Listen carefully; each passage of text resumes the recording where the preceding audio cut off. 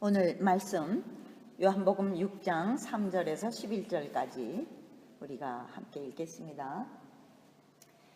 예수께서 산에 오르사 제자들과 함께 거기 앉으시니 마침 유대인의 명절인 유월절이 가까운지라. 예수께서 눈을 들어 그 큰 무리가 자기에게로 오는 것을 보시고 빌립에게 이르시되 우리가 어디서 떡을 사서 이 사람들로 먹게 하겠느냐 하시니, 이렇게 말씀하심은 친히 어떻게 하실 것을 아시고 빌립을 시험코자 하심이라.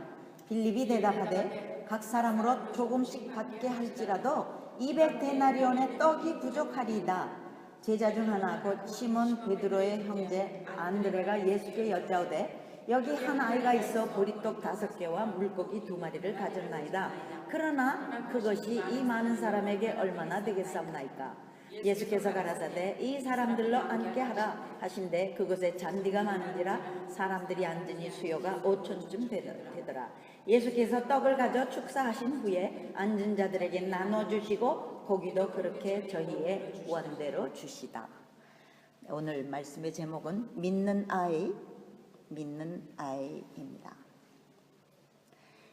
이 오병이어의 기적은 사복음서가 다 기록한 예수님의 괄목할 만한 기적입니다. 마태복음 14장, 마가복음 6장, 누가복음 9장에 적혀 있는 것이죠. 조금씩 다르게 표현한 부분들이 있지만요, 사실상 이 내용이 사복음서에 다 기록된 것은 다만 예수님이 행하신 기적의 귀중함 때문만이 아닙니다. 자기의 가진 것 전부를 바치고도 기쁘기만 한 소년의 마음, 이 아이의 헌신이 곧 하나님께서 우리 인류에게 베푸신 헌신임을 보여주는 중요함이 있습니다. 예수 그리스도를 주심으로 우리를 살리신 것과 같은 영적 내용이 이 오병이어로 사람들을 살리신 기적 안에 숨어 있습니다. 예수님의 기적은 여기서 믿는 아이의 한 행동으로 이루어진 놀라운 일이었습니다. 겨자씨의 비유와 같이 아주 작은 것이 예수님께 바쳐질 때 무한대의 엄청난 일이 벌어지게 된 것입니다. 무언가 자기의 것을 드릴 수 있었다는 것만으로 한껏 가슴이 부푼 소년의 모습을 그려보며 우리는 하나님의 마음을 읽을 수 있습니다. 가장 큰 아픔 속에서도 아들을 주신 것만으로 아이처럼 기뻐하시는 하나님을 그려볼 수 있습니다. 아이는 어른처럼 자기 이름 생각을 안 하죠. 이 소년의 이름은 나타나지 않았지만 아이에겐 그게 중요한 게 아니에요. 그저 드린 것만 행복한 그 순수한 마음이 바로 예수님께서 하늘을 우러러 마음껏 축복하시게 된 동기였고, 그 예수님의 축복이 하늘의 보고를 터뜨리게 된 것입니다. 이 본문을 읽으면서 우선 먼저 우리가 새삼 발견하는 것은 어른들과 아이들의 차이입니다. 빌립과 안드레와 소년이 등장하죠. 어른들은 다 계산하고 따집니다. 시험코자 하신 빌립은 8개월의 품삯인 200데나리온으로 떡을 산다 해도 한 입씩 먹기에도 부족하다. 이런 빌립보다 안드레는 조금 진보적인 액션이 있어요.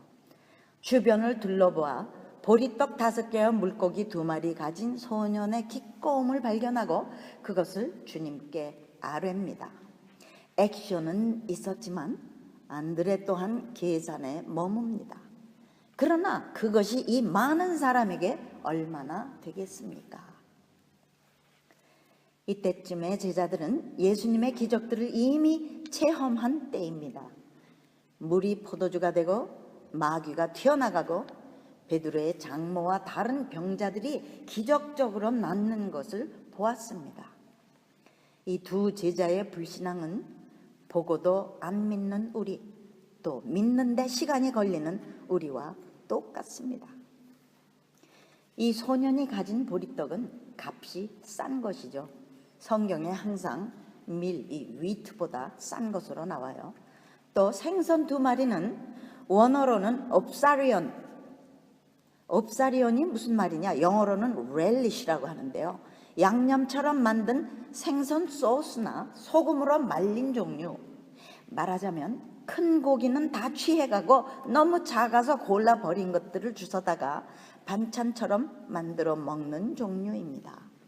보통 그림책으로 보여주는 그런 먹을 만한 큰 생선은 아닌 거예요.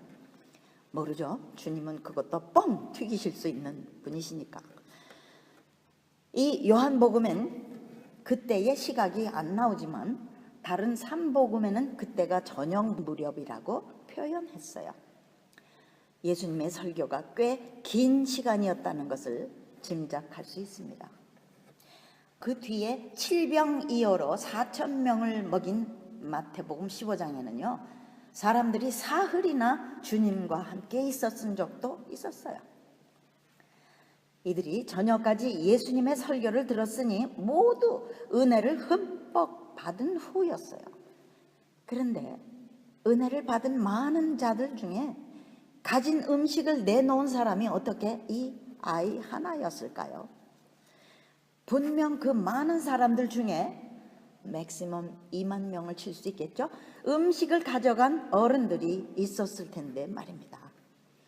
어른들은 또 계산했겠죠? 나 먹을 것도 부족한데 어떻게 이걸 내놔? 하는 셀피시하고 부정적인 생각, 또는 얼굴이 있지 어떻게 이런 걸 바쳐?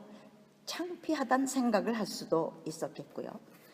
이렇게 계산하고 주저하며 머리를 복잡하게 굴리다 보면 선뜻 헌신하는 사람에게 그 기회를 놓칩니다. 이 소녀는 비록 가진 것이 아주 볼품 없는 것이었지만 그것이 자기 가진 전부인 그것을 다 드렸습니다. 사랑에서 우러나온 순수한 헌신입니다. 두려움이나 수치나 얼굴을 생각지 않은 채 단순하고 정직하게 있는 그대로인 전부를 너무나 기꺼이 바쳤어요. 이때에 예수님은 무슨 일을 사람들 앞에 전개하실지를 모르시는 분이 아니죠. 모든 일의 앞뒤 전후를 이미 아시는 예수님입니다. 6절에 보면 나와요. For he already had in mind what he was going to do. 친히 어떻게 하실 것을 아셨다라고 말해요. 빌립도 아시고 안드레도 아시고 이 소년도 아시고 모든 사람의 마음도 다 이미 알고 계셨습니다. 이 소년은 바랄 수 없는 중에 바라는 믿음이 있었어요. 아브라함 같은 믿음이죠. 이렇게 작은 거라도 주님은 분명히 뭔가를 하실 거야 라고 신뢰한 아이입니다. 인색하거나 불신앙이 아닌 순수한 마음인 것을 바로 주님이 하신 축사가 증명해 줍니다. 너희 마음의 순수함이 나를 감동하면 내가 축복한다 이겁니다. 예수님은 이 아이의 헌물을 들고 하늘을 우러러 축사하셨고 예수님의 축사 때문에 하늘이 곧 열려 숫자가 기하급수적으로 불어난 기적을 이루는 것이었습니다. 여기 이때의 떼신 떡이 바로 예수님의 몸이었고 그 몸을 찢으심으로 수많은 구원이 이루어질 것을 그 뒤 35절에 내가 곧 생명의 떡이니 라고 설명하셨죠. 기적도 물론이지만 이 오병이어는 구원과 관련된 내용인 것을 다시 깨달을 수 있습니다. 이렇게 heart to heart, 아이의 마음과 주님의 마음이 서로 만나는 것이 참 예배지요. 참 예배는 정말 우리가 살아나는 기적이 동반하는 것입니다. 우리가 예배를 드리러 교회에 올 때 이와 같은 하트만 가지고 오면 진짜 온전한 신령한 예배가 되는 것이죠. 여기서 저는 이 백성들이 기적을 받게 된 요인들을 몇 가지 짚고 넘어가기를 원합니다. 되풀이되는 말이 있지만 4가지를 뽑아서 이해하면 더 좋을 것 같아요. 기적을 받게 되는 첫째 요인은 사람들의 갈급함과 사모함입니다. 5절에 보면 예수께서 눈을 들어 큰 무리가 자기에게로 오는 것을 보셨다. 주님을 만나고 싶은 디자이어, 열망이 우리에게 있어야 합니다. 이 갈급함, 사모함이 주님께는 가장 매력적인 것입니다. 두 번째는 헌신이에요. 순수한 소년의 자기를 드린 헌신, 이러한 헌신이 있어야 합니다. 주님이 기적을 이루시기에는 머리를 복잡하게 쓰는 어른은 방해되는 인물들이고요, 믿는 아이, 즉 아이 같은 믿음이 가장 필요한 것입니다. 우리의 시간과 달란트 또는 지식이나 물질을 정말 기꺼이 드리고 싶은 순수한 마음으로 드릴 때, 그때가 바로 하나님의 계산이 나오는 시간입니다. 100배, 60배, 30배가 아니라 여긴 지금 몇만 배의 숫자를 보여주셨죠. 또 이에 먹고 남은 것도 12광주리, 제자들마다 큰 떡이백 하나씩 12광주리를 안겨주셨습니다. 풍성 정도가 지난 것이죠. 우리의 온갖 구하는 것이나 생각하는 것에 넘치도록 능히 하시는 하나님이십니다. 에베소서 3장 20절의 말씀 같은 말씀이죠. 이 생각하는 것에 영어가 imagine 하는 것에 라고 되어 있어요. 우리의 온갖 구하는 것이나 imagine 하는 것에 넘치도록 능히 하시는 하나님. 세 번째는 순종입니다. 이 아이와 제자들의 순종이었어요. 남들은 내놓기 싫어할 때 소녀는 선뜻 조금도 주저함이 없이 기쁨으로 순종했습니다. 또한 제자들도 처음엔 계산을 했었지만 그 많은 사람들을 50명씩 100명씩 나눠 앉히는 일에 순종을 했고요. 그리고 예수님이 떼어주신 떡을 사람들에게 분배하는 일을 리즈닝 없이 순종했습니다. 오금이 저린 순간이 있었을 텐데 말이에요. 기적은 예수님의 축사 때에 예수님의 손에서 일어난 것이 아니라 제자들의 손에서 순종하여 나눌 때에 일어났습니다. 순종이 기적을 부르는 비밀입니다. 순종을 안 하면 기적은 없는 것이죠. 열왕기상 17장에 나오는 사렙다 과부도 마지막 먹고 죽으려던 통의 가루 한 움큼과 병의 기름으로 엘리야의 요구대로 작은 떡을 갖다 바치는 순종으로 기적을 맛보았죠. 또 엘리사의 사환도 순종해서 열왕기하 4장 43절에 보면요, 보리떡 20개로 100명을 먹이고 그때에도 먹고 남은 것들이 있었습니다. 예수님 때에 일어날 일들을 믿음으로 구약부터 미리 상징하여 보여주신 것이죠. 믿는 어린아이는 순종을 합니다. 그래서 마태복음 18장 3절 너희가 돌이켜라고 말씀하세요. 너희가 돌이켜 어린아이들과 같이 되지 아니하면 결단코 천국에 들어가지 못하리라. 어른 병에 걸린 우리들에게 주시는 말씀입니다. 예수님은 극히 작은 정성 하나도 당연히 여기신 적이 없습니다. 아주 귀하게 받으십니다. 주님은 기적을 행하실 때 당신 혼자 일하시려 하시지 않고 우리가 함께 참여하기를 원하십니다. 우리가 참여함으로 얻는 믿음의 성숙을 보고 기뻐하시며 또 우리로 상급을 얻게 하시기 위한 마음이시죠. 당신을 위해서가 아니라 우리를 위해서 참여를 원하시는 것입니다. 사실상 이 내용으로 우리가 배울 것은 기적의 하나님이신 예수님만 배우는 것이 아니라 다른 속셈이 없이 자기 것을 몽땅 드리는 아이의 순수함에 있습니다. 기적은 하나님이 하시는 일이죠. 우리 상관이 아닙니다. 아이들은 하나님을 푸시하거나 디맨딩하는 태도가 없습니다. 애들은 어른들처럼 뭔가를 드리면서 자신이 돋보이기를 원하거나 믿음 좋은 척 또는 자신의 프라이드나 야심을 갖는 마음이 없습니다. 이런 마음이 있다면 벌써 아이가 아닌 거죠.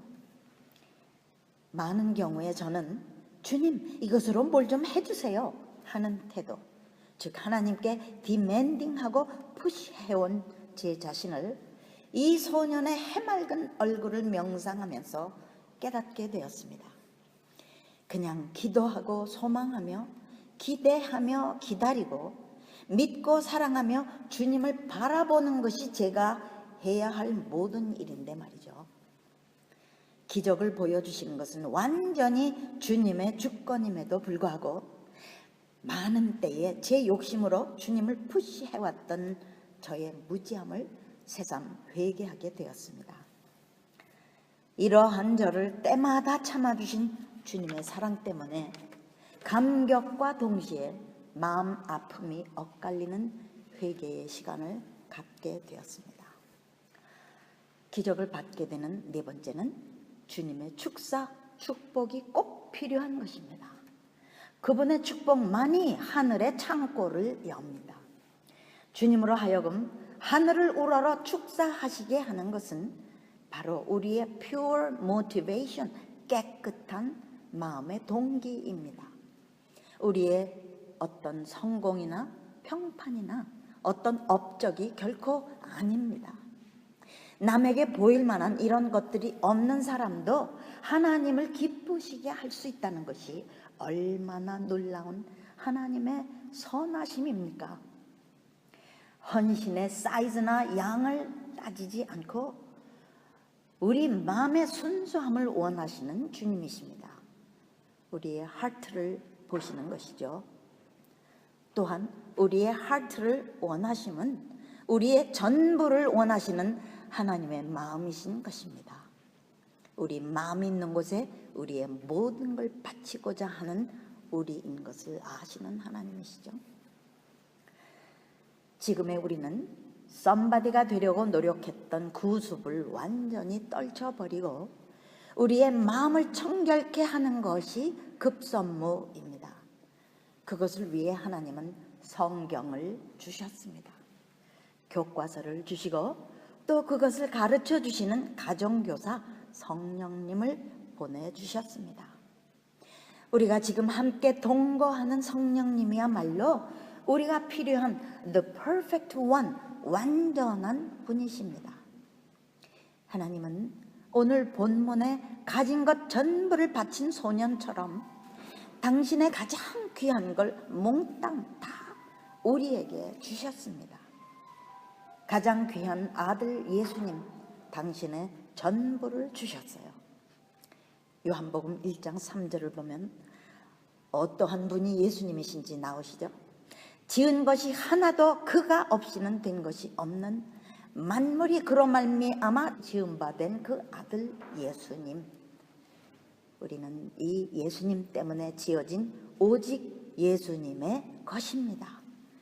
우리는 우리 자신의 모든 부분을 이 소년같이 순수하게 만들어 주시도록 늘 기도해야 합니다.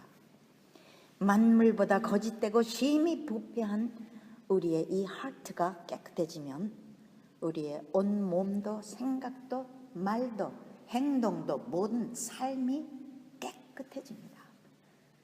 우리는 인텔리전트하게 보이는 어른이 되기보다 어린아이같이 되어야 하는 일을 목적해야 합니다.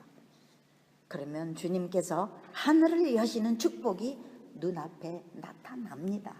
아멘 하세요. 예수님의 감사 기도는 죽은 자 나사로를 살리셨죠. 아버지여 내 말을 들으신 것을 감사하나이다 라는 감사 한마디로 죽은 자를 살려내셨어요.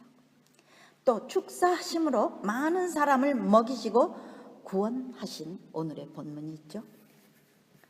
이 하나님 축복은 야곱이 환도뼈를 다치면서도 굴하지 않고 받아야만 했던 중요한 것이었습니다. 그래서 그 일생의 숙제, 잔칫날에도 마음의 한 구석이 불행했던 에서와의 일을 해결받았습니다. 모든 해결책이 예수님의 축사에 있습니다. 이 예수님의 축사를 불러오는 것이 바로 아이 같은 우리의 순수한 마음인 것입니다. 또 신약의 사도행전 1장 26절에 보면 가롯 유다의 사도 자리를 잇기 위해서 두 사람의 캔디데이트가 나옵니다. 두 사람 중 한 사람을 뽑는 하나님의 선택이시죠. 얼마나 중요한 역사적인 선택입니까? 이 두 사람은 요셉과 마띠아였어요. 그런데 왜 마띠아가 뽑혔을까요? 하나님의 조건은 pure heart인 것으로 추측컨대 마띠아의 마음이 하나님 마음에 더욱 합한 자였음에 틀림없습니다. 우리도 이렇게 선택받기를 원하죠? 오늘 본문에 나오듯이 가진 모든 걸 다 바치고도 드릴 수 있는 것만으로 행복해한 믿는 아이, 그 욕심도 없고 계산도 없는 믿는 아이가 되도록 우리도 기도합시다. 우리를 선택하시는 주님의 한 가지 조건이 바로 믿는 아이의 때묻지 않은 순수함이니까요. 아멘. 기도하시겠어요? 사랑하는 우리 아버지 하나님, 우리의 마음이 이 소년처럼 정직하고 순결하기를 소원합니다. 이 소년처럼 누구보다 먼저 선뜻 기꺼이 헌신할 열심을 주옵소서.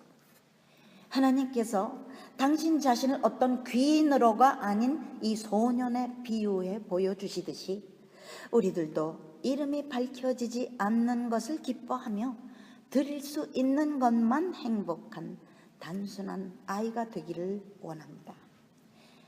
하나님을 더 이상 내 뜻대로 푸시하지 않고 아버지의 뜻대로 되기만을 진정 소원하는 그런 기도자들이 다 되기를 간절히 소원하고 기도합니다.